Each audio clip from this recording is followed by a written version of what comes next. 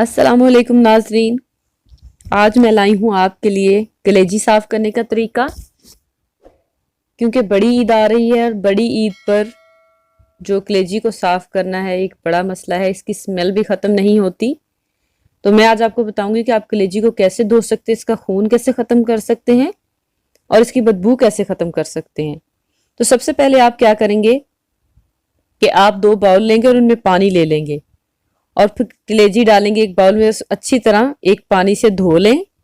एक पानी से धोने के बाद आप उस कलेजी को निकाल लें और उसे दूसरे बाउल में डाल दें जिसमें पानी होगा। तो उसमें आप इसे अच्छी तरह धोएंगे। 2 पानियों से धोने के बाद आपने करना क्या है कि एक खाली बाउल लेना है, आधा कप दूध लें और 1 कप पानी लें और दूध और पानी को मिक्स करके एक महलूल सा बना लें। उसके बाद आप सारी कलेजी उसमें डाल दें। दूध चाहे तो आप डेयरी वाला ले सकते हैं या आप टेट्रा पैक ले लें। इसमें डाल के आप कलेजी को अच्छी तरह धोएं। देखें कलेजी का जो रंग है वो तब्दील होना शुरू हो जाएगा। अच्छी तरह धोने के बाद आप कलेजी को इस दूध वाले पानी से निकाल लें। आप देखेंगे कि दूध का जो रंग है वो थोड़ा गुलाबी हो गया है, इसका रंग बदलना शुरू हो जाएगा। इसका मतलब है कि कलेजी का जो खून है वो खत्म हो रहा है और कलेजी साफ हो रही है। तो आप इस दूध से सारी कलेजी निकाल लेंगे और उसके बाद फिर उसे एक पानी से अच्छी तरह धो लेंगे। जब आप इसको एक और पानी से धो लेंगे तो ये अच्छी तरह साफ हो जाएगी और इसका रंग जो है वो काफी तब्दील हो जाएगा। जैसा कि अभी आप देखेंगे कि ये देखें कलेजी का जो रंग है ये बिल्कुल जो है सफेद हो गया है।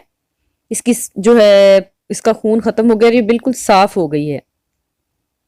तो जब आपकी कलेजी आए तो आप उसको फ्रीज करना हो तो फ्रीज कर दें, उसे उस वक्त साफ ना करें।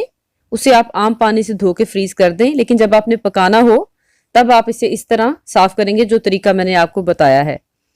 साफ करके इस तरह पकाएंगे तो दूध में कलेजी डालने के बाद बहुत सॉफ्ट और बहुत अच्छी बनती है, बिल्कुल रुई की तरह नरम कलेजी बनेगी। अब मैं आपको बताती हूँ कि कलेजी की स्मेल कैसे खत्म करनी है। तो कलेजी की स्मेल खत्म करने के लिए आप गंदम का आटे की जो लई सी होती है वो बना लें। उसमें आप सारी कलेजी डाल दें और इसे 10 मिनट के लिए छोड़ दें। 10 मिनट बाद आप पानी से धोएं और कलेजी बिल्कुल साफ हो जाएगी। तो ना इसमें खून रहेगा ना ही इसमें बदबू रहेगी। इस बकरा ईद पे आप बिल्कुल इसी तरीके से कलेजी धो के देखेंगे, कलेजी की जो स्मेल है बिल्कुल खत्म हो जाएगी।